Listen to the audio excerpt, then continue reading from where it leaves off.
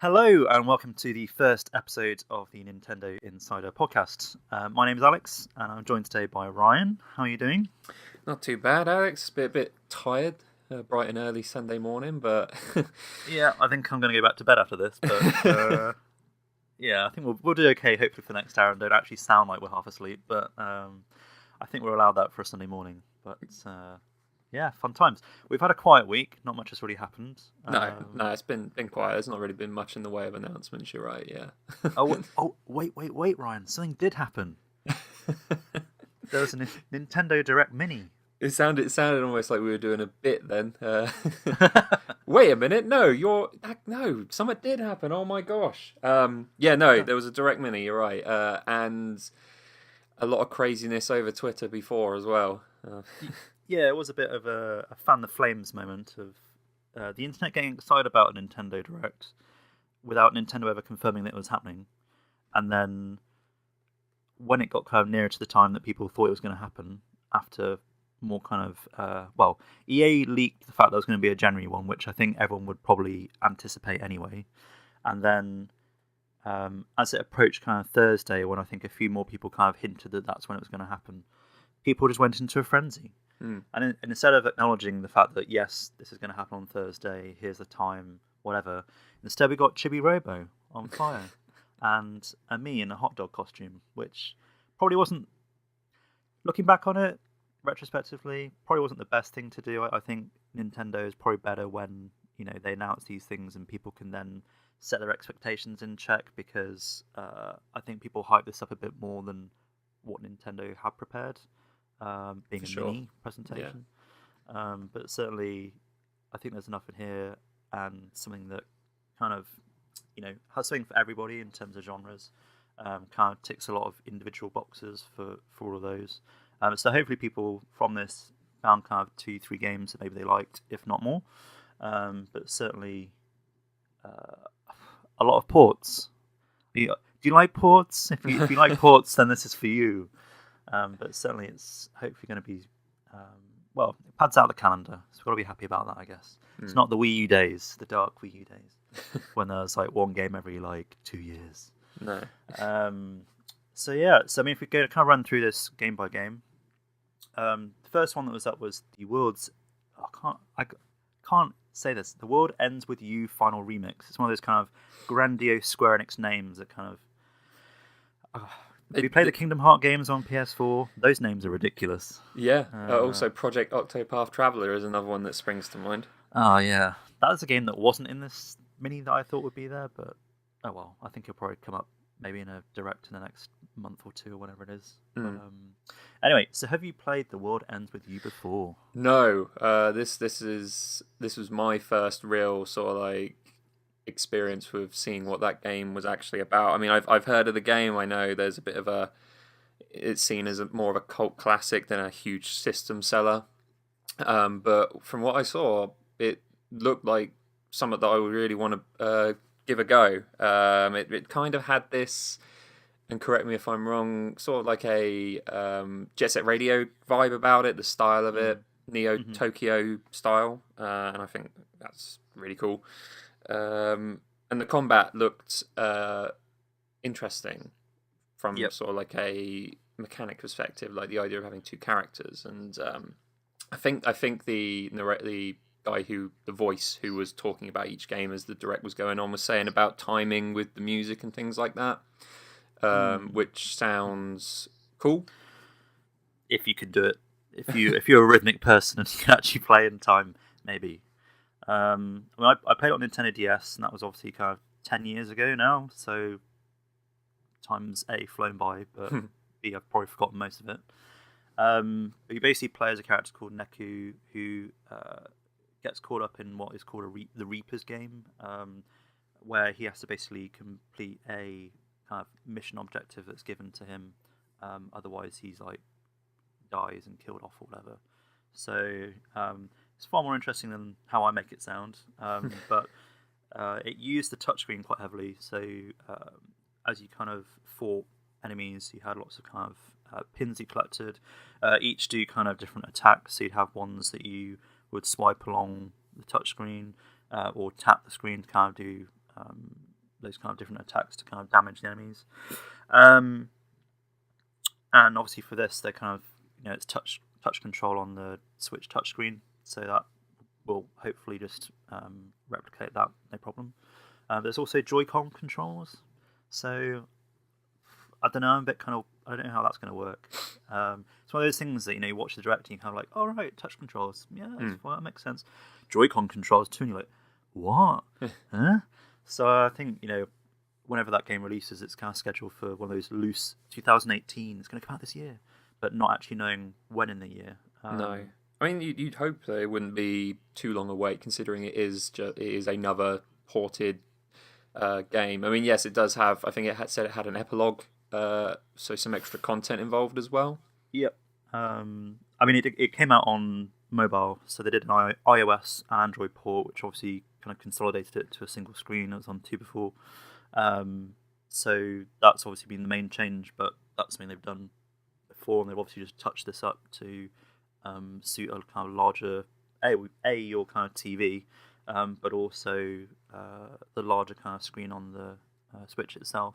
But HD visuals is something that's going to be appreciated by people who may have played it on DS when it was. I can't remember what the screen size of DS was. It like 400 pixels, maybe smaller than that, 400 pixels or something. I don't know.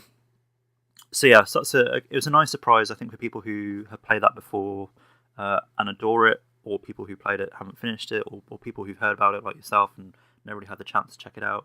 Certainly a good announcement to start with. I was a bit annoyed in terms of kind of this Nintendo Direct Mini was kind of just dropped on us with no announcement, because when I loaded up the page on Nintendo's website, they kind of have the video at the top, but then they kind of list all the different announcements out to kind of break it down.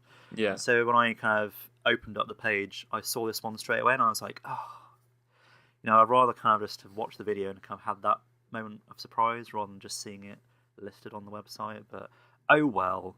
I get that, but at the same time, it allowed me to skip some of the announcements I didn't care about. So there was that on the plus side. That's fine. That's fine. I'm sure. I'm probably guessing maybe the next one was one you weren't too keen on. But are you much of a Pokemon player? Pokmon Tournament DX? I played the Wii U version. I enjoyed it. I thought there was. It was a good foundation for what could be a franchise there. I mean, I thought the character roster was a little bit on the light side. I mean, it's difficult because when you expect a Pokemon fighting game, there's 700 odd of them to choose from, and I think the total lineup was in maybe the low 20s. I can't remember. It was a little bit, and some of them, it's personal preference, isn't it? They don't have Bulbasaur or Venusaur, then to me that's a shame. But then someone else is going to say, well, they don't have this one or this one. Yep. But it was a solid fighter. The gameplay itself, the actual fighting mechanics were really, really strong. It was just, I think it was a bit light on content overall as well. The single player felt just like you just a series of one-on-one battles against computers to win leagues, and the only thing they added to that was the customizable avatar stuff, which again was a slight thing. It's nothing major. But I haven't played the Switch version. Is it? I know they added some fighters to that one. Well, because they had an arcade version in Japan. So whilst the Wii U kind of version had the base roster, it never got any kind of content updates. So in terms of obviously when Switch came out, I kind of thought they're probably going to port this, and they're probably going to throw in all the rest of the fighters that were in the arcade release. And off the top of my head, I can't remember which one specifically they were. I think it was stuff like Chandelier off, maybe. Yeah. But the Switch version kind of tried to pad out the single player stuff. There's kind of, I think they're daily missions or weekly missions where you're kind of challenged to kind of choose a particular Pokemon to fight as and complete, those kind of missions to get rewards and things, which again kind of tries to encourage people to return to it, a bit more regularly. Obviously, the way with how Switch has been, a lot of games that we've enjoyed have kind of had content updates fairly regularly to keep you kind of engaged with those. And so I was wondering if Pokmon Tournament DX, always say it wrong, was going to get some kind of content down the line. What's kind of surprised with this though is kind of battle pack. I mean, just to rattle through what's in it, you basically get 2 battle Pokemon to be able to fight as. So one's Aegislash from Pokemon X and Y, and Blastoise, obviously a Pokemon that people don't really know. And you also get support Pokemons. They're ones that kind of, when you go into battle, for those who haven't played it, you have the battle Pokemon obviously you're directly controlling, but then you have support Pokemon you can call on to have attack and defensive moves to hopefully sway it a bit in your favour once they've charged up. So we've got it's kind of split into 2 waves. So the battle pack is a single purchase. Wave 1 at the end of this month in January will give you Aegislash, and then Mega Rayquaza and Mimikyu are support Pokemon, and then a few cosmetic kind of avatar items to dress up your in-game character with and stuff, and titles, which I don't think many people will probably really care about. And then Wave 2 releases kind of late March, and that gives you Blastoise, and then that support Pokemon set is Mew and Celebi. And again, some more kind of cosmetic stuff at that point. But the big problem with this is it's £13.49, which is a bit steep for DLC, especially for a game that probably doesn't have as wide an audience as you probably want it to have. Especially when you compare it to ARMS as well, another fighting game from Nintendo that they released a number of stages and fighters and ARMS for nothing. So that definitely, I mean, how much is it? Is it for the battle pack? It's £13.49, so it's £14 kind of generally. So about £7 per fight. I mean, you could you could argue that you get the support Pokemon, but really those are nothing but their moves in a way, aren't they? They're just a button press, not an actual physical fighter. I mean, Smash Bros. Kind of, when they released their characters, I think they were about maybe £6 or something. I think, but you got another stage with that as well. I think if there was a bit more content in this for the price, I'd be a bit happier with it. But £13.49 for really 2 Pokemon to play as, and then the support Pokemon really is kind of what you would probably care about more than the cosmetic stuff. I just think it's a little bit too steep. Yeah, and definitely. What's worse is it's going to splinter the player base, and the fact that some people will buy it, some people won't buy it. And obviously it's kind of a game that has esports ambitions. So obviously all the people kind of on that scene will probably be buying it anyway, but I just wonder how popular this is going to be and how many people are actually going to stump up the extra money to play it. So I don't think they've ever released kind of how well it's sold. I don't know how well it's doing on Switch, but I mean it's good that it's getting content, but it's just that price point that's kind of stinging a bit. But I don't know. Oh well, we'll see how well it does. I might have to buy it or something and just muck around with it to do a YouTube video or something, but I've never been particularly great at Pokemon, so that's kind of probably what's pushing me off spending another £14 on it. But oh well, that's that one. So yes, that's available to kind of buy on the eShop now, but obviously content's coming out end of the month and then March. So that's that. Next up though, we've got Kirby. Everyone loves Kirby. Kirby Star Allies, that got a date, so that's out on March the 16th. I think we're both a bit excited about this one. Yeah. Look cool. Look really good. They showed off quite a bit, actually. They showed off 2 new abilities. You had the Artist ability and the Spider ability, I think it was. Obviously, along with all the usual water and ice and so on and things like that. But you can combine your moves now. So if you combine, I think it was water and ice, then you can throw icicle lances and things like that, which seems cool. 4-player as well, so I'm guessing that's not going to be online 4-player, so it'll every sort of like 2D Nintendo platformer in the past has been local play. I think for a game like Kirby, that's not a big deal if it is the case. I mean, I end up playing those games with my wife anyway. She really enjoys Kirby, and Yoshi Woolly World she really liked as well. But it looked like it's another traditional 2D platforming Kirby game, but that's not said in any sort of negative way there, because the last 2 3DS games, Planet Robobot and Triple Deluxe, both of those were really, really good. So hopefully this falls in line with those two 3DS platformers. Yeah, I mean, on the kind of Nintendo website, there's a kind of photo of two people kind of playing with split Joy-Cons, so one each. So in terms of 4 players, I think if you had 2 sets of Joy-Con, that's your four player setup straight away. Obviously, kind of another set of Joy-Con costs you, was it £80? I think it's quite steep. I think they're probably down £70 maybe or something now, but. If you shop around, you'll probably find them for about 70. Yeah. Yeah, they're quite pricey. I mean, I do like them in terms of how interchangeable they are on with Switch. But certainly if you're looking to do 4-player with this, I think that's a quick route to kind of. I think this game's ideal for like a single Joy-Con on the side, seeing as you'll have jump, move, and inhale, and that's about it, and attack when you absorb an ability. So I think a game like this, and then when Yoshi eventually comes out, those will translate pretty good across to a single Joy-Con control. And it's worth mentioning for people who may not have 4 people to play with that you can play obviously single player as well. The main kind of mechanic is that you have these friend hearts that you use to kind of basically recruit enemies. That you have kind of 4 characters in your kind of group. I don't know how that will work in the sense of if you're starting a game with 1 person or if you're doing a game with 4 people. If you're doing 4 people, do they get to choose what enemy they play as? I imagine they must do. Whereas obviously if you're a single player, you're going to have to play through a level and then recruit people to kind of pad out the group before you go. It's one of those games that they haven't really kind of... It looks a lot better than it did when they revealed it at E3. But they haven't really said much about modes. Kind of Kirby games have a lot of mini games usually as well, so I'm hoping there's going to be a few of those in there. So it looked great, but I'm kind of keen to learn a bit more about it. So you have to wait long, March 16th. I know, 2 months to go.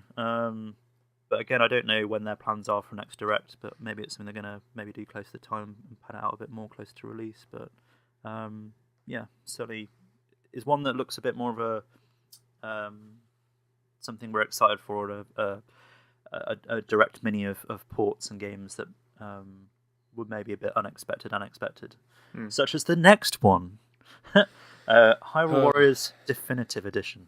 Yeah. Are you feeling definitive now? today? I'm feeling release. Definitive in that I don't want it for the Switch.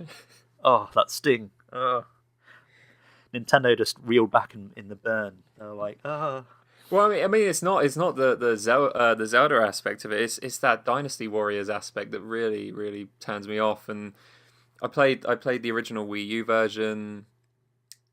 Tried to get into it, but I just found it to be this repetitive slog of mashing buttons to take out waves of enemies and move around. And then when this popped up in that Direct Mini, it was one of those things of like, yeah, I mean, I get it because I do believe those the original Wii U game sold well for the system it was on. And there is that audience there who have not played this game and probably would want to, but I can say that I'm not one of those people, so I'll be giving this one a miss. So you want to review it then? Yeah, if you're feeling particularly like you want to punish me in any way, then yeah. I mean, even with that Zelda and Link outfit from Breath of the Wild, you'd think that would be enough, but no. No. I mean, to rattle through kind of everything to do with this, Nintendo kind of positions it as being as the name suggests, the definitive edition of the game. It's got all the DLC that came as part of both the Wii U and then afterwards they released Hyrule Warriors Legends, which was the 3DS version, which played horrendously on a standard 3DS, but was okay on a new Nintendo 3DS. So you get all that content, which obviously positive that you can buy this game and have the whole experience for what I presume will be a typical price point for the game. The things they didn't talk about, I mean, they did obviously mention this kind of new outfit, which I don't think is really going to sell people who bought it before very much, but yeah.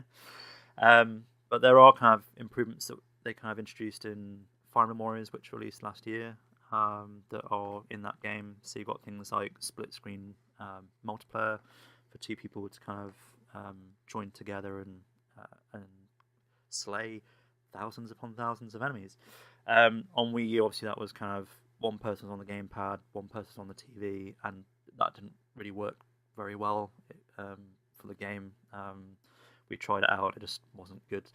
And then there's also the ability to kind of command your fellow allies in terms of sending someone to go and deal with something, and then you go in another direction, and then kind of means it's a bit less of a chaotic having to do everything yourself type game. So there are things that are in kind of Fire Emblem Warriors kind of improvements they had there. So it's good to see that being carried over. But obviously this is just a quick port. I think it's, like you said, it sold well on Wii U. I think it's probably in the West going to sell better than Fire Emblem Warriors because people obviously know Zelda far better than Fire Emblem, even though it's obviously had quite a few successful 3DS games over the last couple of years. So I can see why they're doing it. It didn't come as a surprise in this kind of Direct Mini. I'm kind of happy to see, obviously, it's, for people who haven't played it, they've got that chance now. But yeah, it's kind of one of those announcements, kind of like, okay. But I think obviously other people are probably a bit more excited than us because they haven't played it before. So they don't know what horrors await them. they don't. Tingle's actually one of the greatest characters in that game. It's Balloon, and it's little fairy magic. But yeah, no, I think it's one of those fan service games which I think people get a lot out of. But it doesn't sound like it's something that we're particularly thrilled about. But I think that's just because we become disillusioned from playing it before, and I played it tons, so I don't know if I'm ready to replay it quite so soon. But anyway, that's spring 2018, so not too long. I think they might kind of shoot that into April or June with other things around it, but shouldn't be too far off. Next up, though, something that you are excited about is Mario Tennis Aces. Yeah, this was a pleasant surprise. Was not expecting. Well, I say pleasant surprise.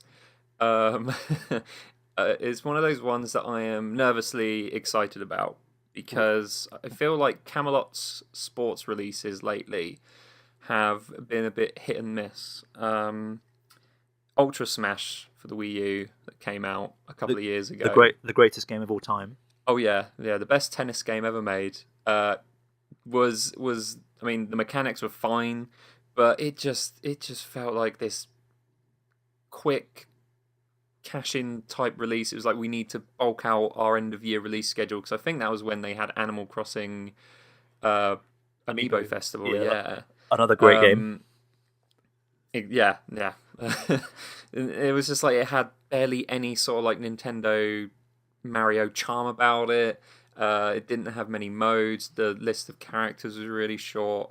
And then I think the big gimmick that they hung it all up on was the fact that you could get a Mega Mushroom, which, if anything, just made it more awkward to play tennis.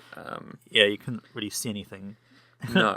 You were so big on the screen, it was just like, right, so I can see my massive characters here, but everybody else behind it was just, you couldn't even see the ball. It was like, what? Yeah, exactly. You just had to hit a button and hope that you could hit it really hard back. But it was a shame because it was the first HD Mario sports game, I think, Mario, or at the very least the Mario Tennis game. Yeah. And it was like this big build up, and then people were like expecting much more from it, I think. But it looks like, based on this trailer that they showed for Aces, it looks like they're trying to steer this ship back on course, so to speak. Because were you quite excited because Nintendo positions this as the fact that you get to dress up in classy tennis garb for intense rallies? Yeah, that looked especially silly with Waluigi for sure. Yeah. As much as I dislike Waluigi, it was amusing to see his hair all slicked to the side like that. Whoa! You hate Waluigi? Yeah, I think he's a terrible character. What? He's not been in a single game of his own. Like, he is just someone that has been crowbarred in because we need an extra character put in here. That's a disservice to him. He needs his own game. No, he does. No, I've got people I know who say the same thing, and they're crazy. They are crazy. You're surrounding yourself with the right people if they agree that Waluigi needs his own game. Well, he's kind of like the Wario and Waluigi are just the opposite to Mario and Luigi, aren't they? Really. But I don't think we didn't even need another one to go along with Wario. Is a good enough character on his own. I think it's just like a dagger in my heart. This will be the final podcast I'm on. I think Alex is probably going to try and find someone else going forwards. This is you picking up my tennis racket and just breaking it in two. It's like, right, okay, I can't play this game. So whenever we play this online together, because I'm sure probably it will have an online. I think Ultra Smash did. Yeah, it did. Didn't. I don't think. If I remember, I don't think you could play with friends. Don't quote me on that, but I think it did have online, but it was very, very restricted. So I can play as Waluigi and beat you, and you can just lose as any character. That's the thing. Waluigi is terrible in all these games as well. He is like what? His like there are better characters to play as, like especially like Mario Strikers or Mario Golf and Mario Tennis, especially because he's not particularly strong and he's not got much in the way of like curving the ball and things like that. He's just terrible. I mean, anyway, we could do a whole podcast on that, but that'll be the next episode. We'll just do a Waluigi special. Go through his storied career in games and how he's never got the spotlight. I mean, Luigi got a year to himself, so why can't Waluigi have that? That's because Luigi's a better character, and he's been in like Luigi's Mansion, which is a great game. He has a better mustache. Luigi has, but yeah. I also don't like Waluigi's nose. There's something about it that really. The fact it's a different colour really throws me off. It's a different colour to the rest of his face, and I don't like it. But yeah, no. There's a story mode in Aces, and it look. I mean, I'm not. I think people were kind of building it up to be this thing that it probably won't be, and that it's going to be this massive RPG adventure kind of thing, like the old handheld games were.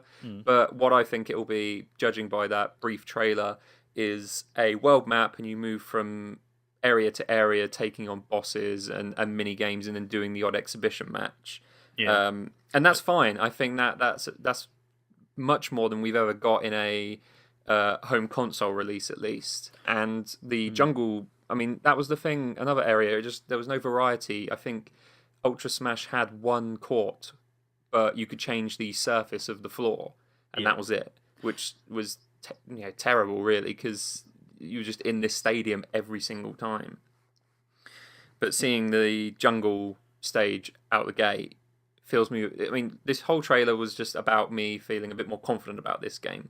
The fact that the characters have now got this tennis gear, it's a bit more unique. It's a bit more, they look a bit more goofier, which is always a good thing. The single player stuff, the variety in the stages. It's just a matter of now, like, hopefully, A, they have online, B, there's a good roster of characters, and C, that there's a good variety of courts, outside of this, the main stadium and the jungle. So I'm excited about it, but I'm still going to wait and see, because the aftertaste of Ultra Smash is still lingering a bit. So so it was one of those real reveals that kind of gave you a taste for what's coming, but didn't really kind of drill, like kind of Kirby. It's a trailer that was kind of like, oh, but then you didn't really know much about what is in the game, really. No. And so you have to kind of hold off, which I presume would probably be for another direct in a couple of months' time or whatever. But because this is another spring 2018 game, so it's not too far away. I think this one will be more likely to be kind of a towards summer kind of game, so kind of June, end of the spring spectrum. But yeah, no, I mean, Ultra Smash always kind of felt like a half-hearted effort or a slice of a larger picture to me. And I think that was probably, that was towards the end of the Wii U. I think that was the end of 2015? No, end of 2015, I think it was, or something like that. Yeah, I think you're right. Maybe later even, it might be 2016 game. I always kind of felt that was kind of just a last kind of throw to the Wii owners, like, oh, here's a game, and then no one really kind of liked it. So, like Amiibo Festival was a bit of a kind of a burn point of like, really? Great, well thanks for that, but it's not great. And I think, like you say, people have been waiting to kind of see what was next, and I'm surprised this is coming quite so early in kind of Switch's existence. But equally, obviously, because Ultra Smash wasn't too long ago, they obviously started working on HD assets and stuff like that. It's probably something that's been a bit quicker now to pull together, and I'm hopeful that the story mode is going to twist it in a way that makes people happy that they've got something a bit more entertaining to play. And I'm hoping the Mega Mushroom is not in this game. do not like the Mega Mushroom. Yeah, bring back just regular item mode. That's always been fun, where you have item boxes and red shells and banana peels, things like that. That was it's been in every Mario Tennis release, I think, up until the more recent ones, which is a shame because, I mean, Mario Tennis has always been about taking the formula of a normal tennis game and then tweaking it in some Mario type ways, whether it's through the courts or special moves or weapons and things like that. So hopefully they're bringing more of that to Aces. They have promised new wrinkles in tennis gameplay. Yep. Whatever. Yep. That's exactly what I like from my gameplay is wrinkles. Yeah, wrinkles everywhere. Yeah, bit of a. I didn't really understand. I was like, new wrinkles? What? Is that a tennis term? No. Is it? What? So, who knows? Well, hopefully we'll find out a bit more, I think, in, hopefully a direct in a couple of months' time. I do think people are a bit more excited about this one than Ultra Smash. I think people were excited about Ultra Smash, but then the reality set in that it wasn't actually that remarkable. And it's, forgotten to history as being just a bad Mario Tennis game. But we will await more on this one. When it comes, whenever that is. Right, next up on my list, hopefully I haven't missed something, is, I'm going to try and say this, YZ8 Black Promoter of Dana, which is an RPG from Falcom, Japanese company, that is being published by NIS America, or NISA in the West.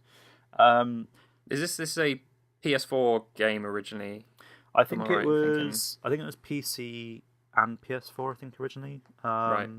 It's all about a character that basically gets stranded on a cursed island, and then he builds up a kind of a base, and then with the other kind of shipwrecked survivor people, to kind of obviously defend against monsters and stuff that obviously trying to gobble them up. And the thing that I kind of know about this is that the kind of original release wasn't... people enjoyed the game, but the actual localization, so the script, dialogue, etc., was not particularly great. So they kind of stepped in and kind of said, we're going to redo everything. So I think that's why this is coming out a bit later in the year. It's a summer 2018 release. It gives them a bit of time to wrap that up on PC and PS4. I think that update's out at the end of the month, so for those platforms, so they'll get this new localization, and obviously then now that they've done the beta for the game, we'll get the final release in the summer. It's obviously a good game for that time of year. It's a lengthy game, obviously, that you can kind of pour hour upon hour into until you reach the end. And obviously we've just had Xenoblade Chronicles 2 at the end of last year, so and we have other RPGs coming up as well, such as Project Octopath Traveler, whenever that one's going to appear. So this is a good summer game for the holidays, for people that are lucky enough to go away abroad for a couple of weeks, or even the summer holidays for people at school. It's a good game to kind of sink that time into. It's not something I know too much about, so it's one of those ones I'm kind of interested in, but need to kind of hold off until I actually get to play it through. But certainly I think it's good to see the support there, that we're getting longer games, releases coming out for Switch to kind of spend many an hour in, especially after Zelda kind of wrapped up my time for most of last year. So, are you interested in RPG games? Is that kind of genre that you typically play, or is? I've started to get into them more and more as the years have gone by. They never used to be I think Paper Mario was really the extent of my RPG knowledge back in the day. But at the moment, I'm playing Persona 5, and I'm still getting involved into Xenoblade Chronicles 2. So I'm always interested in checking out new interesting RPGs, such as The World Ends With You, for example, which I'm interested in trying that out. And then this one, the trailer seemed all right. It's the kind of thing that I guess as we get closer to release, we'll see more and more of it, and then I'll know if that's something I want to give a go and get involved in. Cool beans. Well, that's obviously a little way off this one, but I think there's another one out this month, Lost Sphere. That's another RPG to kind of dig into. It's by the I Am Setsuna developer. So that's a few months away, but I think it's a new publisher that's kind of, Nisa kind of released games on Switch before, but Falcom, it's their kind of first game, so it's good to see that Japanese support there for that. Talking of the word support, Super Mario Odyssey is next on the list. So this was, I guess, a kind of a nice surprise. It's probably not what I was expecting. So I think I'm it's not sure what... what a lot of people probably weren't expecting. I think when it came to DLC, they were hoping for something a little different to this. Yeah, I guess I always kind of thought they might add in another kingdom and then Luigi would be a playable character. But instead we've got Luigi's Balloon World, which, to just quickly talk about what it is, it's a mini game. There's 2 modes in it. There's Hide It mode and Find It mode. So the whole idea is that you basically go into any kind of kingdom, I think, as far as I could tell. Hide a balloon somewhere once you've kind of chatted to Luigi. And then the Find It mode is basically this kind of online single player mode, basically, where you can hunt down other people's balloons that they've placed. So the idea is that you have, say, a 30-second time limit, and then you need to hide it in the most obscure place possible so that the other person runs around for 30 seconds and can't find it, pretty much. And that update's coming out in February. There's a few more kind of snapshot mode filters for people who are like kind of sharing screenshots.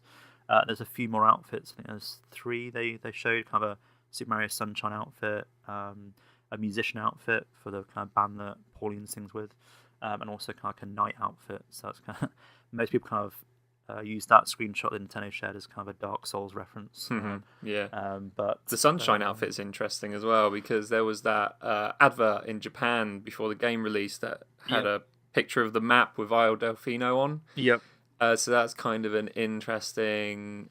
you think, is that a little wink and a nod as to like that might be coming? I mean, maybe that's the kind of announcement Nintendo say for a full-on direct of paid DLC with some new kingdoms. But it's kind of curious how that was featured in some marketing in Japan, yet the actual Isla Delfino is nowhere to be seen in that game.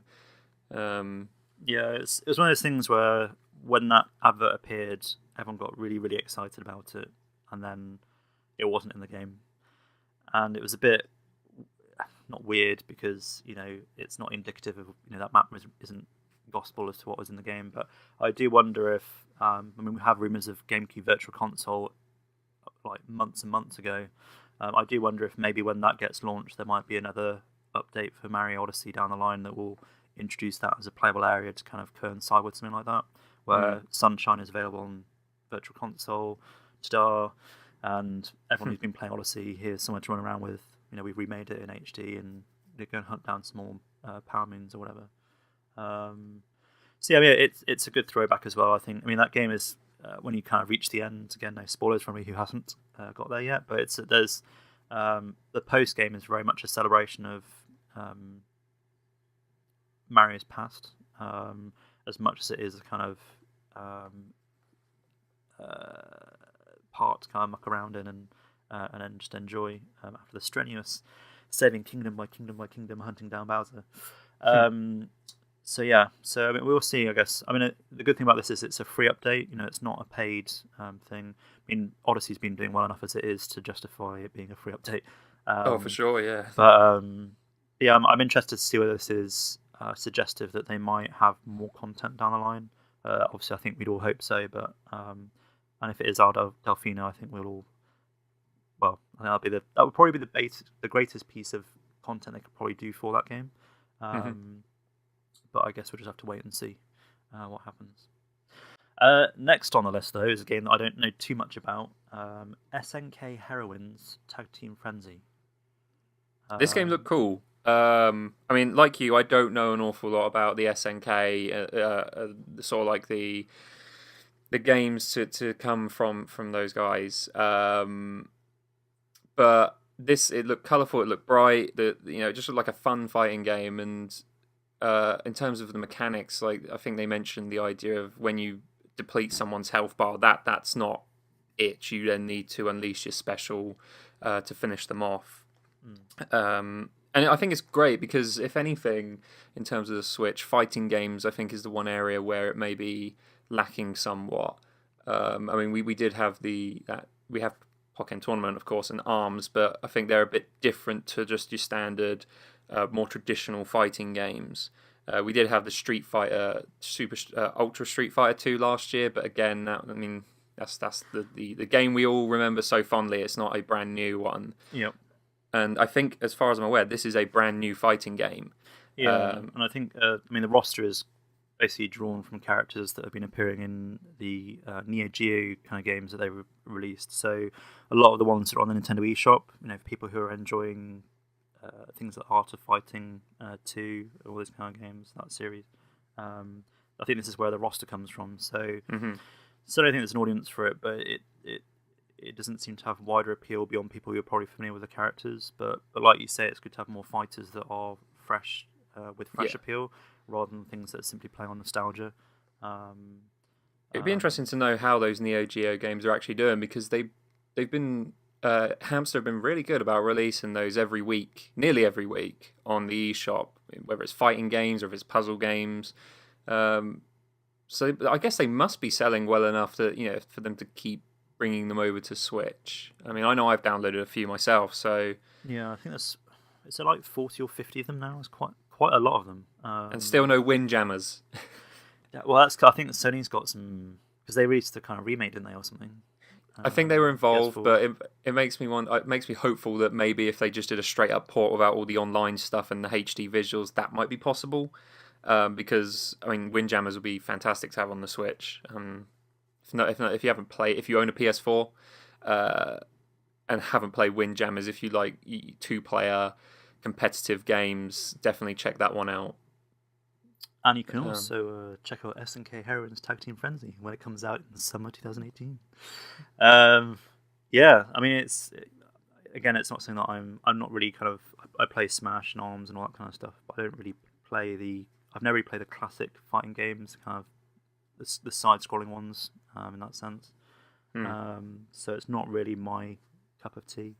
But obviously, in terms of this Direct Mini, it kind of was ticking a genre box in terms of giving something for everybody. So this is one of the ones I was kind of like, okay, next. So, well, talking of next, was the reveal that Donkey Kong is the next, the season pass character that will be introduced in Mario + Kingdom Battle. So we knew that there was going to be a character added this year for a new kind of story-based content world that they're adding into the game. But we just basically had a quick trailer that revealed that, Donkey Kong saved Rabbit Peach and then tried to high-five her, and then basically was so strong that he just made her fly away in a different direction. That part actually did make me laugh. I mean, I'm not one to find the rabbits particularly funny, but when he did high-five Rabbit Peach and just knock her flying, that actually did make me laugh quite a bit. I mean, the thing with this is there wasn't really much. It's one of those, again, another kind of thing that featured in the Direct Mini that, yes, you got to see it, but then there wasn't really much about it, so we don't know what the world is going to be. We don't know when it's coming out, really, I don't think. They didn't really kind of say anything like that. So it's obviously coming this year. I think they might have said spring, mid-year. I think it was springtime. Spring one. Yeah. So so that's on the way. But I think this is the piece of content that will push people to buy the season pass. Yeah, because I think everything up until now has been kind of, it's like more challenges and weapons and things like that. They mention it as a brand new world. It would be great if it is the same size as the other world, so 10 chapters long. Yeah. And it's a brand. I'm hoping it's not a jungle world because of Donkey Kong, because we already kind of have a jungle style world as it is. Yeah, I think I'm worried that it might be a jungle world. But I mean, if it looks, you can have 2 jungle worlds. If they've got different styles, then more Donkey Kong references, then great. But if it's a world that's of the same size and same number of chapters as the other 4 that were in the original game, then I think that might tempt me to check that one out. I'm just hoping it's not like a shorter, like, hey, it's a new world, but it's only 4 chapters or 3 chapters. Yeah, you want to make. I mean, I can't remember what the price of the season pass was, but it was in terms of season pass prices a fairly for the content you've had so far. It seemed a bit steep, and the story DLC with Donkey Kong is the kind of main selling point of it. So I really hope it is substantial rather than being some kind of like because you can only play with Donkey Kong in that story content, as far as I know. So Oh, really? So you won't be able to pick a team of 3. I think that's what they said. So, like, if you were, I imagine probably the challenge stuff and all that separate content you can, but you couldn't go back into, say, the main game and then add in Donkey Kong to go and play a map. I don't think. It's one of those areas where we don't really know enough about it, so I guess we'll have to wait until near when they release it, and hopefully Ubisoft. I mean, the press release they sent out was just like, Donkey Kong's going to be added into Mario & Rabbids Kingdom Battle. I was like, great. Well, any more you want to tell us at this point? You know, like, what? But so it's one of those things where they announce the character, but beyond that, there's not really much we can.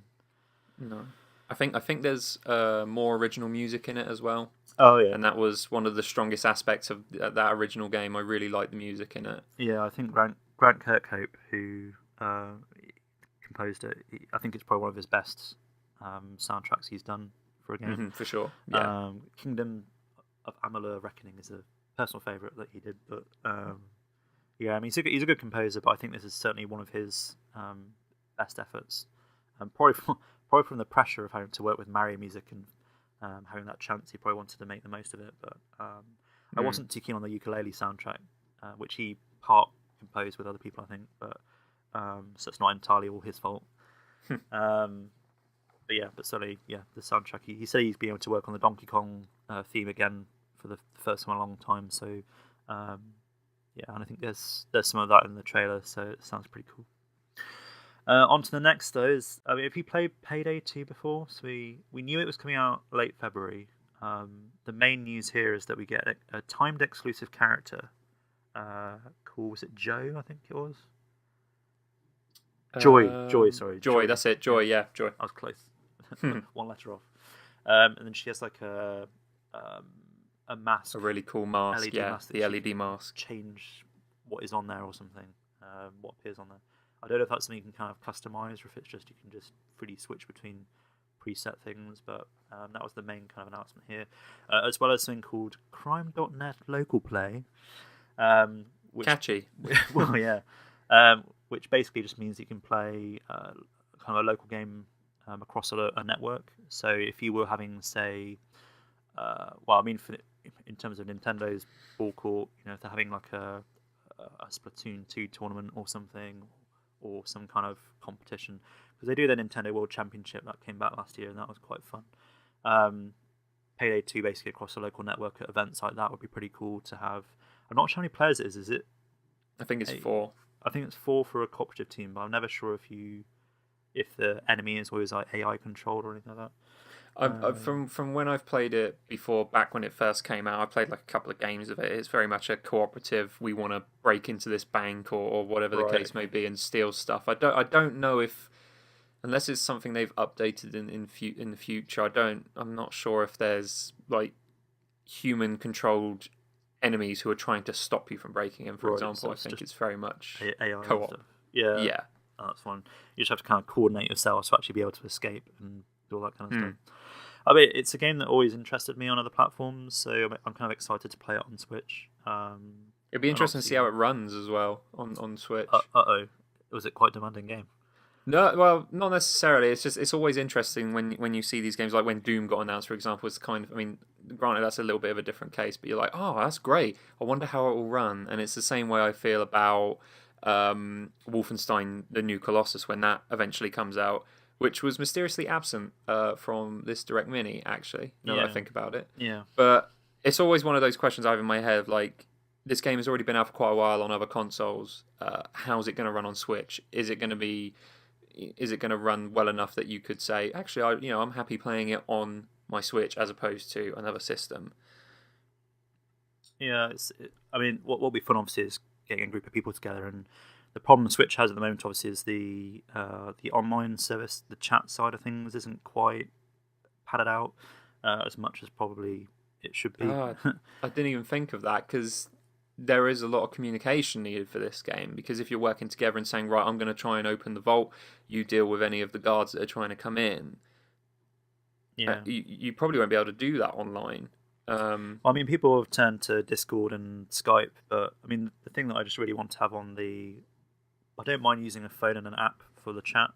I think that's something that people are pushing back a bit too much on in terms of the fan base. But it's just the fact that you can't chat across games and you have to be in a specific lobby and all that kind of stuff. I wish it was just a chat app with general functionality for people to talk rather than being so restrictive. I think that would actually... Or I was going to say, or how about just have it so you can chat through the console? That would be like so. I get Nintendo are trying to come up with another solution. It's such a Nintendo solution to a problem that doesn't really exist, and say we've got a mobile phone app, but just allow me to plug in a headset into my Switch and let me play and talk to people online through that. I think the problem with Switch is because it is this portable and home console kind of setup. When it's obviously a portable, it's going to put more strain on the battery and you wouldn't be able to play for too long. Whereas obviously when you're at home and it's docked, it's more of a situation where actually, probably you should be able to use a headset on the actual app, on the actual console. But it's just because the OS, there's no kind of functionality in there to support that. So whether they're preparing some big update to introduce it, who knows? But certainly I think they know that people have an issue with it. And given how popular Switch is becoming and they want to maintain that, I'm sure they're probably looking at ways to kind of improve it. Unfortunately, it just hasn't happened yet. And I think because Payday's coming out at the end of next month, I'll be hopeful that something's going to happen between now and then. But I worry that it's probably not going to happen, and therefore you probably have to resort to Discord, Skype, other kind of chat things to do that. But I mean, the local edition is nice, but then I'm assuming like everyone needs a copy of the game. Then it's not local split screen style play. But being able to play that with people in the same room, then the communication problem is eliminated because you can just talk to each other like you would a normal conversation. Yeah, but we'll see. They've got time to hopefully sort something out, and I mean we don't know about the online service at all yet. They're kind of plans to paid service, so they said 2018 for that and pushed it into the year. And the latest rumour is that it's going to be at the end of the year, so who knows? But hopefully, when that gets introduced, there'll be those more wide sweeping kind of changes to improve things. But it's down to them really. We just have to kind of go along with whatever they provide us with. Unfortunately. Next up was a game that people have either called Fei, or I think the developer did a kind of a short video clip on Twitter saying it's actually pronounced Fear. But it's a platform game where you kind of play as kind of a small animal when you're kind of exploring a forest, a dark Nordic forest, as they kind of say. So it's all about kind of how you use sound to interact with other creatures, plants, and then you kind of have to beat. I think they're kind of a mechanical creatures called the Silent Ones. It's a game that has we've obviously seen it in terms of trailers and things like that, but it's one that is still wrapped in mystery. So I'm a bit intrigued to play it because it seems quite unique in terms of gameplay and things. It's also another EA game. Dun, dun, dun. Being published on the EA Originals label. So it's what was that game called? With the little red guy who was like thread. Unravel or something like that. Yeah, Unravel. Yeah, with the guy who looked like he was going to pass out on stage because he was so nervous. Yeah, so that was another EA Originals game. A published game. So this is kind of where EA kind of identifies kind of a cool, unique kind of concept or whatever, and then helps. Usually, it's like an independent developer, and they kind of help bring it to kind of mass market in that sense. So it's developed by Zoink Games, who've done Stick It to the Man. They're doing another one called Flipping Death, which is in development for Switch as well, kind of in the same vein as Stick It to the Man. But this is just very, very different, and it really looks quite... I mean, the colours that they use in the trailer and thing is just very striking in terms of design. So I'm quite interested in it, but that's actually out sooner than I expected as well. They actually dated that for February the 16th, so not too far away. That's pretty much a month away, so not too long to wait for that one, which Helps kind of give us a few more games there in the year when things are typically a bit quieter through there. So that's that one. Are you thinking of picking that one up, or is it something that I'm more interested in I think it was Celeste that was shown off the game. next game. I think that's not to jump ahead. No, that's fine. But like I mean that game I've not Faye not really paid much attention to it, if I'm honest. Okay. But based on what you've said, it's definitely made me more interested in checking it out for sure. Celeste, though, I think that's the. Did you ever play Towerfall at all? I have not played Towerfall. So when they position this as the next game from the developer of Towerfall, I'm like, what's Towerfall? So Towerfall, I mean, Towerfall is a up to 4 player multiplayer local couch multiplayer experience where you're in a single screen environment, 2D. You can hop and jump around this 2D environment, and you can fire arrows and stomp on people's heads, and it's basically a last man standing. Very retro in the way it looks and in its design, and very fun. But I think Celeste now they're moving onto a single player game, which kind of has the same sort of visual style that Towerfall did as well. And there does appear to be an emphasis on the platforming side of things here as too. I don't know if did it have a date? It did actually. It's January 25th. So that's. Oh wow! Okay, so that's even sooner than. It's like a week or two, is it? Well, yeah. Where are we now? 14th is it today? So it's pretty much 11 days away. Next. 11 days away. So it's not that far. I mean, it's a game that interests me in terms of visual style, but in terms of gameplay, it's one that I wasn't. It's kind of one that I think I probably want to play a demo for before I could figure out if it was something that I wanted to play or not. Yeah. Or probably just watch some videos on YouTube or whatever. But because it kind of promises to be quite challenging, sometimes I kind of, depending on my mood, I get a bit worn down by games that are a bit too tough. So you kind of, if it's trial and error over and over again, I go. Not that I'm opposed to those games, but I just, find them a bit draining sometimes. I mean, they say this is, and there's even harder content in this, like brutal B-side chapters to unlock, built for only the bravest mountaineers. I'm like, I'm not particularly brave in that regard, so I think I'll probably leave that. But yeah, I mean, it's a game that, I guess, in terms of you and Fear, if that's how it's pronounced, it's a game that I don't really know enough about to have had it on my radar. So it's good to see these two games getting spotlighted in the Direct Mini. But definitely. Certainly I hadn't really seen or heard of it before it was in there, which is good for the developer to be getting the publicity, but it's just something that I'm not entirely sure on, basically. So I think I'd probably see how other people find it before I kind of dip in myself. That one. Next up, though, is a game that I think we both played quite a lot. That was Donkey Kong Country Tropical Freeze, which the port has been rumoured for quite a long time.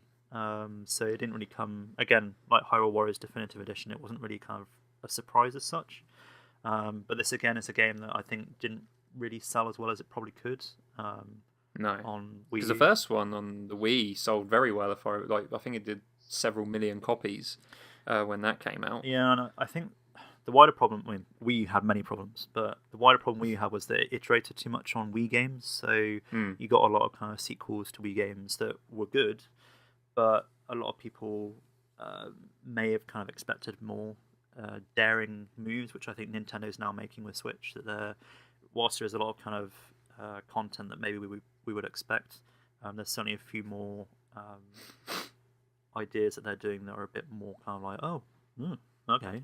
And that's something that they wanted to do this year. So I think this Direct Mini has given us a lot of things that maybe weren't massive surprises, but I still think they have something up their sleeve for either before E3 or E3 to really kind of show people, like catch people out and be like, what? So, I mean, this is a game, I'm really excited to play it again. I didn't go through and 100% it on Wii U. I think obviously on Switch being portable as well means I'll probably be spending far more time on it than before. It's another one that's not too far away. It's on May 4th, the release date they did. So that's a worldwide release date as well, I think. So yeah, but the only new content thing they said was Funky Kong. Yeah. So He almost seems like a character for players who want it a little bit easier. Yeah. Because he has the double jump and can land on spikes, and he can it's like constantly roll. It's like the white Tanuki suit in Mario. You know, it's that kind of like slightly eases the difficulty, but you can still fall down a hole, I think. So yeah, I think he has this surfboard, so he can kind of like go along spiky vines and stuff without getting damage. But I think he can still like tumble down a hole somewhere and meet his maker that way. But yeah, I mean, for that, generally, because it's a game that's been out before, I think people know what to expect from it. Funky Kong's the new edition. It is. So I think someone's been poking through LinkedIn and kind of spotted that Retro Studios has been working on this. So they were the ones, I think, that ported this to Switch. So that's the game they've been working on for the last 4 years. Imagine if that were true. It does make you wonder. It's like, oh wow, does this mean they're picking this up again? Does it mean we're going to get the final part of this trilogy? Are we going to get? I really worry that. I really worry that obviously 4 years of silence is something to really kind of make your expectations kind of mount a bit, and I really worry that whenever they reveal their game, even if it's the most amazing, incredible surprise that no one has ever expected, like the revival of some long dormant Nintendo IP or something, but in some incredibly modern way, I still think people are going to be underwhelmed because Nintendo has really just kept that wrapped up so tightly, and it's not leaked or anything. But I hope we'll see it this year because it's just been. I'd hate to work at Retro Studios and not be able to talk about what I'm working on for that long a time.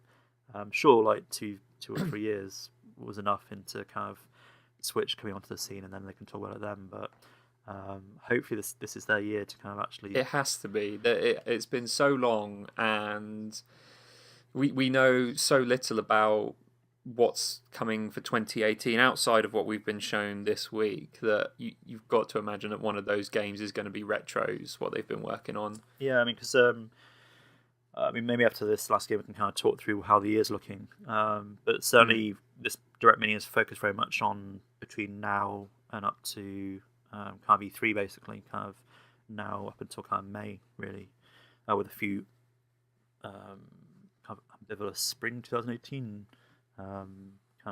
games that have been slotted in. In the last kind of game we had was Dark Souls Remastered, and that was May 25th. Kind of spoiled before the actual direct happened, which was a shame. Yeah, it was, especially because it was the closer as well. You always associate that with this big surprise. It's the journalist hunt for traffic for their websites. Kotaku reported on the fact that it was going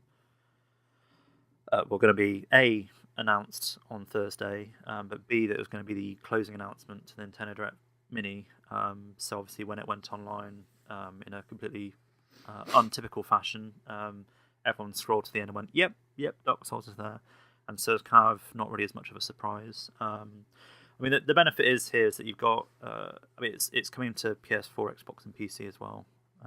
So, it's not a platform exclusive port or anything like that.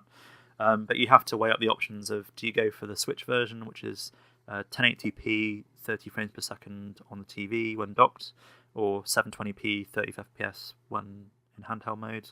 Or do you opt for the other platforms, which are, I think they're 1080p, 60 FPS on there, or something like that, or up to 4K if it's a X or a Pro or whatever. It's that kind of thing over performance versus portability, which I guess is Switch's main pulling point anyway. But I'm excited to play it. I played it on 360 with a friend. We both had two consoles next to each other and TVs, and basically played it through learning from each other whilst also pushing through the game. But I reached a point which I think was kind of as much as I can remember, it's like some kind of forest area, and there was some kind of fairy, big gigantic fairy in it that I beat. But after that, I didn't really kind of play it anymore, so I haven't finished it. So I'm quite excited to kind of get back into it on Switch, and hopefully we can do some kind of videos around it, which will probably be hilarious at how bad I am at the game. Just to run through some other things they have, there's dedicated servers for multiplayer. So I think before it wasn't quite as broad, but in more recent Dark Souls games that kind of changed. There's up to 6 players. You can kind of team up with other people who can either try and kill you or work with you.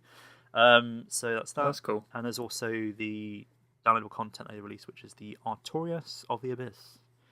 So is that like a full-on single, like actual chunk of story content? Is it, or let me just Google it because I never bought it for the.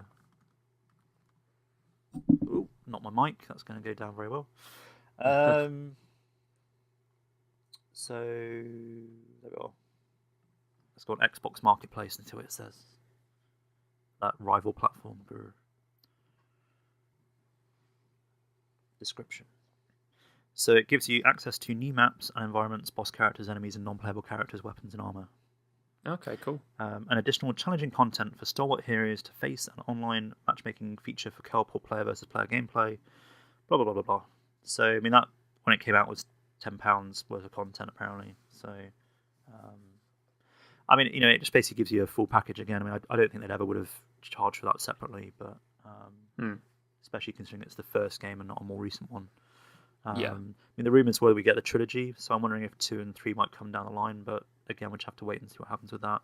They probably want to see how well this one sells, but I think the reaction to it is that even though it's not the most technically sound remaster, people are quite happy to be able to play it on a bus and all that kind of stuff. I think that is huge for a game like that. I think that's what a lot of there's rumours about a whole bunch of third-party software that may make the leap over to Switch. I mean, one that keeps popping up is GTA 5, and it's Dark Souls definitely comes under that umbrella of a game where people will be will probably pick that version of the game purely because they can play it anywhere they want to. They're not restricted to just having to play it at home on the TV. And so I think that's this is a game that I'm definitely going to get on the Switch for sure, because I'd never played any of the Dark Souls games. I came onto the scene with Bloodborne, and I really, really like that game. And I know it's a very different. I think Bloodborne was more of a attack-focused game, whereas Dark Souls is a bit more defensive.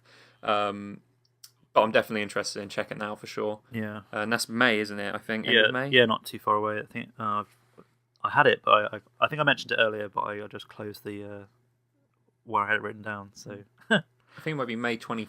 Yeah, maybe. that sounds right. Yeah, end of May, because the start of May is Donkey Kong, and then end of May was Dark Souls. So yeah, and that wraps up the Direct Mini.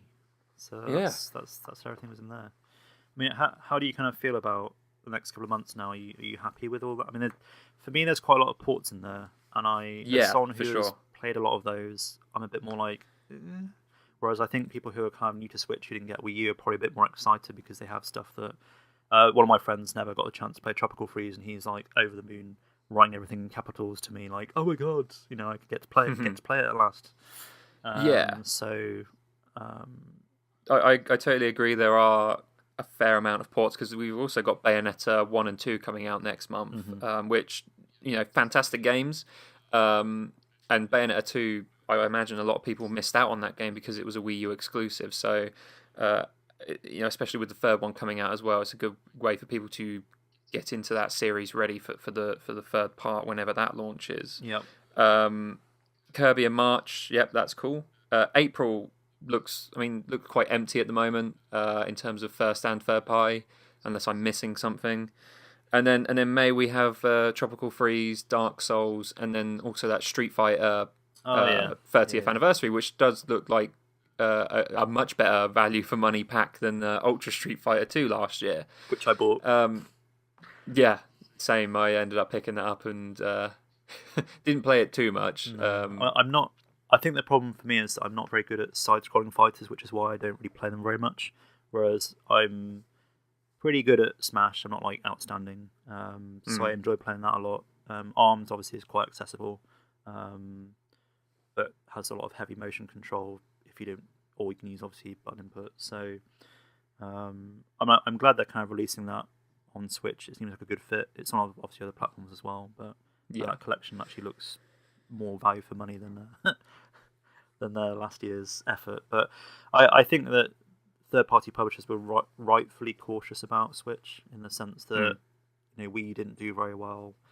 how well is Switch going to do, but because it's smashing all of these records for Nintendo as well as the industry, I think that is obviously making third parties go, huh.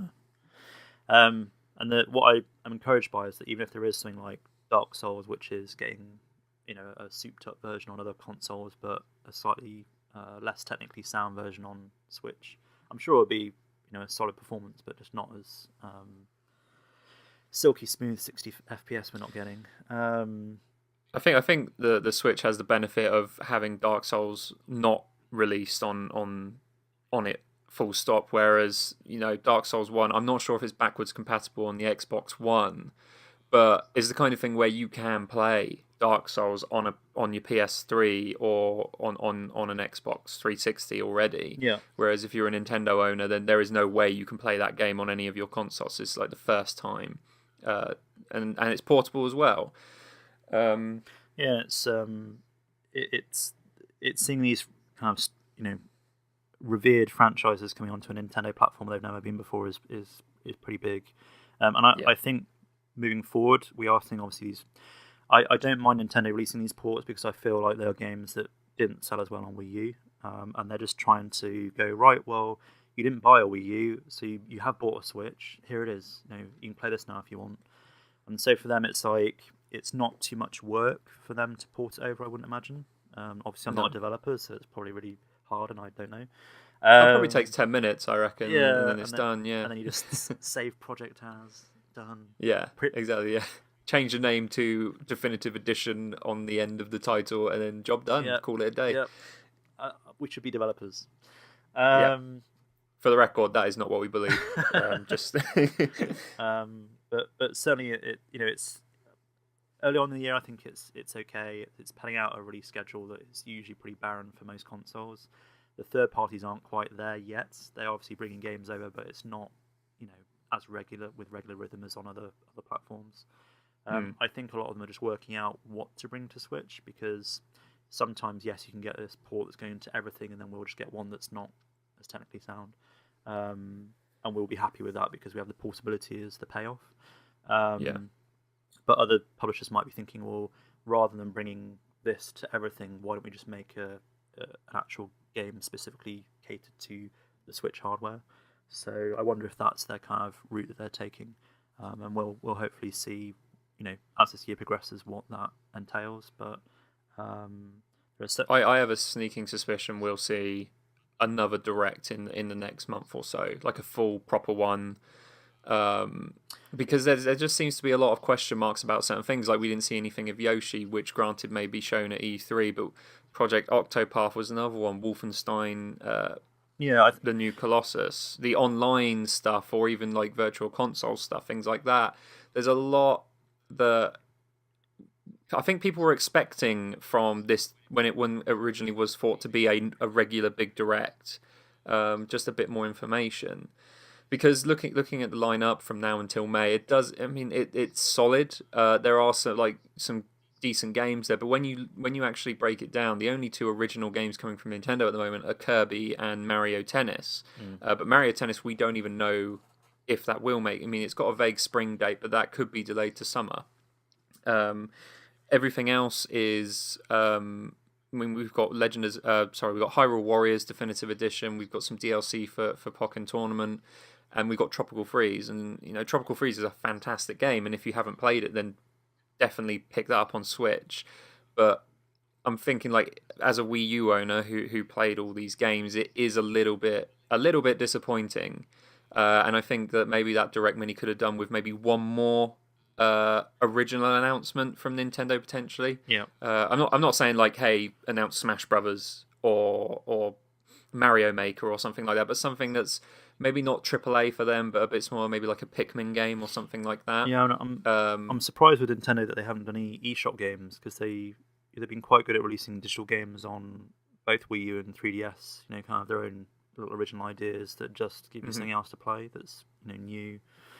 Whether that be stuff like Pool Blocks, Box Boy, Dylan's Rolling Western, whatever it was called.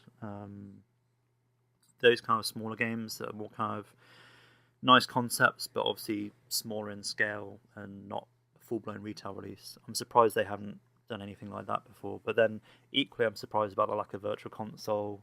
I'm surprised about their silence on updating the system. Like even with things like video apps, it's all quite quiet. The online service, obviously, we know certain things about, but they haven't really been clear on when it's actually launching. And considering when that launches, you'll have to pay for it to then be able to play online multiplayer. People need to know enough in advance to know it's going to happen to then, and what more wholesome information about what it actually is to know whether they want to stump up the money for it or not. Yeah, definitely. I think it's only. I think they said it was like £20 a year or something, which isn't that bad, really, is it? It's not too bad, but you need to back it up with the here's games you will want to play on it, and here is a infrastructure that can compete to some level with what Microsoft and Sony are doing. Because at the moment, with that Splatoon launch and the app, the app was not well received. It had a lot of issues. You had to have it on permanently, which I know they've fixed and they've changed that you can have it running in the background. But if you take that into perspective and look at that and go, well, okay, this is what my £20 is going on, I think a lot of people are going to have issue with that. Yeah. And it makes me wonder if maybe they are waiting for a big multiplayer game like Smash Brothers to come out before they maybe relaunch it. Yeah, and in terms of thinking of online games at the moment, there is ARMS, Splatoon 2, Mario Kart 8 Deluxe. Odyssey's going to suddenly become an online game with this update. There's not a lot of online games, so to expect people to pay. Obviously Splatoon 2 I play tons, so I would have to pay it. But in terms of which is a bit of a bummer when you think about it. Like if there is one game that you've played a lot last year in 2017, and then for it to be like, oh, there's this one game I want to keep playing, but now I have to pay £20. Yep. That like hurts a lot more than like, oh, I've got to pay £20, but there are a bunch of games I want to play. Yeah, I think like you said, they're holding off before there's more, to allow people to enjoy it for free a little longer, but also to then introduce more online games. So this is why I think Mario Tennis Aces will have some online element to it that will let you either play either against people online or whatever. You got Payday 2, which is an online game. There was that game in the last Direct, I think, which was like Morphe's Law, where you kind of shot people and then their head grew and their body parts grew. Oh, yeah. That's another online game that's coming out. You obviously got things like Rocket League. So I think over time, as more support's coming along, there will be these more online games to kind of justify that £20. And obviously the content that comes with the service each month will obviously help justify as well. I think PlayStation Plus is £50 now, isn't it, or something? And they do slowly increase it every couple of years. I think Xbox Live is 40. I think. But with the Sony stuff, you do get those free games, and granted, every month they are not they're not stellar fantastic games. No, they usually, but some of them are like full retail games. They're not always indie download games. I played Until Dawn through that PlayStation Plus. Yeah, I think I still need to play that. It's pretty good. It's pretty good if you like horror. I'll probably just scare myself witless and never go to sleep. But yeah, no, I guess we can follow it with another kind of discussion around the online service when we know a bit more about it. But certainly at the start of the year, I know this is a Direct Mini, and I imagine whenever the next Direct is, be that in February or March or later, they will hopefully at that point give us a bit more information. But certainly to start the year off and start showing people what they can expect over the coming months and the year ahead, I thought they would start positioning certain things a bit better than they have. There are certainly kind of glaring omissions now with Switch that I'm kind of noticing more that they're not addressing. I'm trying to leave this Direct Mini like thinking, okay, they filled a few holes there, and I'm walking away like hoping there is more to come in like a full featured Direct, maybe like you said with it. I think with it needs to be within the next month. Yeah. If you leave it any later, then we're getting into March, and we already know April's a bit empty at the moment. May has some releases, but then you've got E3 in June, so it's the kind of thing where the later you leave it, the less likely it is that Nintendo would probably do that if they've got E3 as their big push. Yeah. So for me, it's got to be by mid-February. I say there's got to be some sort of bigger reveal of what the company has planned, and more third party support as well, as because it seems like third party is on the up and up. And Nintendo had built up that strong momentum last year. I mean, granted, not every year can be a Breath of the Wild Mario Odyssey combo, but it can certainly be, a strong year. They have other franchises that you have to assume they're working on that they can release. I think Smash Brothers is one of those games that has been rumored for so long now. This year, you'd imagine, is the year for that. And Mario Maker, I mean, going back to the discussion about a game that makes a strong argument for paying the monthly fee for their online support, Mario Maker is definitely up there for me, at the very least. Like, I mean, I can't tell you how many hours I sunk into that, just downloading other players' stages or creating my own and uploading them. Yeah, and I think that has a very strong community-focused sort of aspect to it. Yeah, and I think Mario Maker's kind of game where you think, oh, how are they going to do that without the Wii gamepad? But actually, if you kind of create courses in handheld mode, and then when you dock it, you're just playing them and whatever. I think that would be. I think people would be happy with that. But I think Nintendo's been a bit kind of hesitant about their kind of handheld only games, and there are a couple on the eShop. So we'll see. I mean, Smash Bros was rumored for launch. I remember that service. There was quite a prominent analyst in Japan who was like, "Yep, Smash Bros. It's out at launch." But I kind of heard that it was being nudged back because rather than doing kind of a port of, say a definitive edition like Hyrule Warriors, I think there was a decision made to, rather than just do all the core content that they already had, they wanted to kind of add more to it. So, okay. Rather than just giving people a port, it was going to be a port plus more content.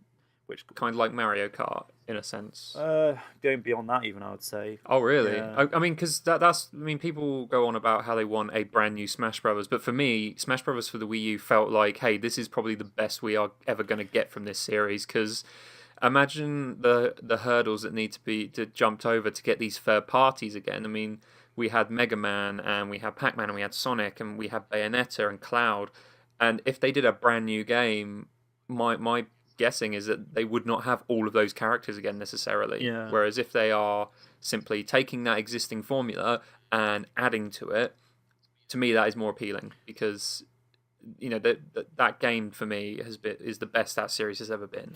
Yeah, I think in terms of speculation online, it's gonna be kind of like, ideally, obviously it'd be a kind of Smash 5, but realistically, I think it's more a Smash 4.5 where you have everything that came out of a Smash 4. Including DLC, but then you also have new characters in there and other things like that, and new stages and stuff. And I mean, it's all rumor and speculation. I'm sure somebody probably knows tidbits and stuff, and obviously plans change. But the intention was, I think, to kind of just release Smash 4 without all the content, but then they kind of pivoted to be like, actually, rather than do that, why don't we just give people more new things? So they have the base game, obviously, which has all been on Wii U, and they can kind of maybe spruce it up visually a little bit. I mean, it's still a good looking game. I mean, my guess is that the Switch was such a success for them, maybe like it was the kind of thing, actually we don't need a Smash this year, we can postpone that, put some more content in it, and that will be a 2018 release. Yeah, it's the same thing as Pokemon. There's all that rumor around Pokemon Stars, and then we didn't get a Pokemon game last year, and that was rumored to be kind of shortly after launch and all that kind of stuff. And obviously there is one in development for Switch, but it's unclear if it's going to be out in, say, November this year, or if it's going to be a 2019 game. I think probably it's likely to be one of the kind of closing games this year. And I mean, they've been quite lofty and say they want to sell 20 million Switches this year, and I think Pokemon would be a driver for that to really push that number up, especially in Japan, but obviously definitely in the West as well. But at the moment, obviously, looking at what they've announced so far in this Direct Mini, there probably aren't the games to kind of show you that, yeah, we're going to sell 20 million Switches this year. It's like, no, definitely with not. That, no, really? Yeah. I mean, it's definitely a case of, there are some good games here. I think some of them are like fans like me and you will be like, oh wow, cool, like Mario Tennis, but it's the kind of thing that I can't see a PS4 owner looking at that and going, oh, now I've got to buy a Switch because Mario Tennis is coming out for it. Yeah. For example, or a port of Tropical Freeze. There needs to be that big killer game. I think there needs to be like last year was a good mix of like the start of the year had Zelda and the end of the year had Mario. So maybe that is the kind of the angle that Nintendo should be, aiming for, is that you have a big opener and a big closer. But at the moment, I'm not seeing that from the first 5 months, and maybe it is a case of they just sort of like put their focus onto the late summer, like July, August through to the end of the year to get their big guns out. Yeah, I think. I mean, obviously after Wii U, they weren't quite clear on how Switch would be received, whether people would like it or not. So they had that kind of bookended year last year of two massive releases for them, with their two probably major IP of that they have. This year to me seems more like, right, we've established that and things are going well. And typically throughout the year, it's the end of the year when most of the consoles are sold. Yes, people are buying them throughout the year, but if in March, in say your birthday's in May or something, and by March, that at the end of the year there's going to be, say, a Pokemon game, you're going to ask for a Switch for your birthday or something, or as a Christmas present or anything like that. So for them, it's just lining up the year to show people that if you buy one now, this is all coming. And I think that the Direct Mini's done a good job of, the first couple of months up until kind of May, June time, but they really need to kind of start to bring, the big guns to bear to make sure that people. I mean, I think people are still excited about Switch enough not to have to worry about it at this point, so it's not necessarily a criticism. But I certainly think in the next Direct, or particularly E3, which I think is going to happen anyway, they really need to kind of have those big titles to really make people go, whoa, right, I need a Switch now. But certainly, that momentum is still there, and this kind of steady releases they've got. They've pretty much got a game coming out every month. Still, and obviously some that are still kind of vague spring 2018 releases, but that's certainly still there. So I guess we'll have to see what happens. Yeah. But it's exciting though. I think Switch is obviously after Wii U, 3DS obviously doing very well in itself, but I think Switch is just taking it up a notch in terms of excitement. There's far more wider appeal to it. So we'll just have to see what comes up in the next coming months and what the next Direct brings whenever that arrives. That seems like a wrap. Thank you for chatting to me for nearly an hour and a half now. No problem. Obviously, if anyone's made it this far, congratulations! You won a prize, which Ryan will provide you with. It's an invitation to listen to episode 2 when we record that. Exciting. Thanks for listening, and we will return with episode 2 at some point. Any feedback obviously is appreciated. If you think we did wonderfully, that's fantastic. If you think there are areas we can improve, more than happy to have constructive criticism as well. So let us know. But until episode 2, see you for now.